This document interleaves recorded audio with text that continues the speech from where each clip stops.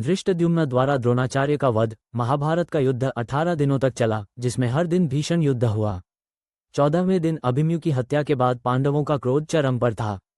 15वें दिन कौरव सेना के सेनापति गुरु द्रोणाचार्य ने अपनी पूरी शक्ति लगा दी और पांडवों की सेना को भारी नुकसान पहुंचाया। द्रोणाचार्य को पराजित करना असंभव लग रहा था। ऐसे में श्री कृष्ण ने एक योजना बनाई जो युद्ध नीति के अंतर्गत थी, लेकिन नैतिकता के प्रश्न भी खड़े करती है। गुरु द्रोणाचार्य केवल एक महान योद्धा ही नहीं, बल्कि अस्त्र शस्त्रों के अद्वितीय ज्ञाता भी थे। उनके पास ब्रह्मास्त्र और कई दिव्यास्त्र थे, जिससे वे पांडवों की सेना को भारी हानि पहुंचा रहे थे। भीमसेन, अर्जुन और युधिष्ठिर चिंतित थे कि जब तक द्रोणाचार्य युद्ध में सक्रिय रहेंगे, पांडवों की जीत असंभव होगी।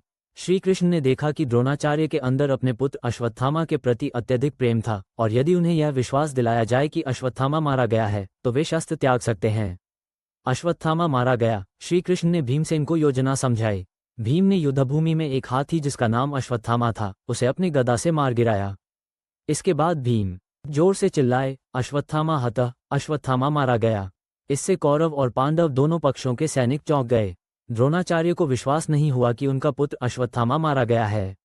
वे सत्य जानने के लिए युधिष्ठिर के पास गए, क्योंकि युधिष्ठिर कभी झूठ नहीं बोलते थे। युधिष्ठिर धर्मप्रिय थे, लेकिन ये युद्ध का समय था और जीत पांडवों के लिए आवश्यक थी। जब द्रोणाचार्य ने युधिष्ठिर से पूछा कि क्या सच में अश्वत्थामा मारा गया है, तो युधिष्ठिर ने उत्तर दिया, अश्वत्थामा हतः नर वा कुंजरः, अश्वत्थामा मारा गया, लेकिन वह मनुष्य था या हाथी, ये स्पष्ट नहीं। परंतु श्रीकृष्ण ने यह पहले से ही सोच रखा था कि जब युधिष्ठिर यह कहें, तो नर वा कुंजरः को इतनी धीमी आवाज में कहा जाए कि द्रोणाचार्य केवल अश्वत्थामा हतः ही सुन सकें। जब द्रोणाचार्य ने ये सुना, तो उन्हें गहरा आघात पहुंचा। अपने पुत्र के मृत्यु का समाचार सुनकर द्रोणाचार्य का हृदय टूट गया। वे अत्यंत दुखी हो गए और युद्ध करने की इच्छा छोड़ दी। उन्होंने अपने धनुष, बाण और अस्त्र शस्त्र त्याग दिए और रथ से नीचे उतरकर बैठ गए।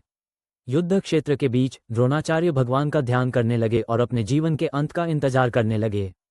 धृष्टद्युम्न जानते थे कि उनका जन्म द्रोणाचार्य के वध के लिए हुआ था। जब उन्होंने देखा कि द्रोणाचार्य ने शस्त्र छोड़ दिए हैं और ध्यानमग्न हो गए हैं, तो उन्होंने तुरंत अवसर का लाभ उठाने का निश्चय किया। धृष्टद्युम्न अपने रथ से कूदे और तलवार लेकर द्रोणाचार्य के पास पहुंचे और अपनी तलवार से द्रोणाचार्य का सिर काट दिया और उनका वध कर दिया। भीम और श्रीकृष्ण ने इसे रणनीति की जीत माना।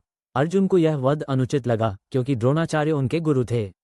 युधिष्ठिर इस घटना से दुखी थे, क्योंकि उन्होंने अधूरी सच्चाई बताई थी।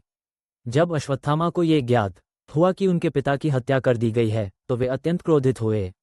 बाद में अश्वत्थामा ने नारायणास्त्र का प्रयोग किया और अंतिम दिन उन्होंने रात में पांडवों के सोते हुए पुत्रों की हत्या कर दी।